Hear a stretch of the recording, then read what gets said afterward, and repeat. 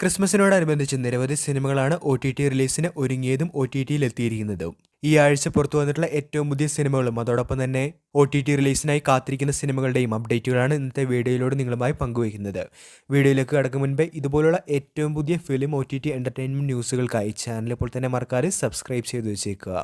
ആദ്യം തന്നെ കടകൻ എന്ന സിനിമയുമായി ബന്ധപ്പെട്ട അപ്ഡേറ്റ് ആണ് എത്തിയിരിക്കുന്നത്. മണൽ ഖനനത്തിന് ലോകത്ത് കുടുങ്ങിയ സുൾഫി എന്ന ചെറുപ്പക്കാരനെ പിന്തുടരുന്നതാണ് കഥ.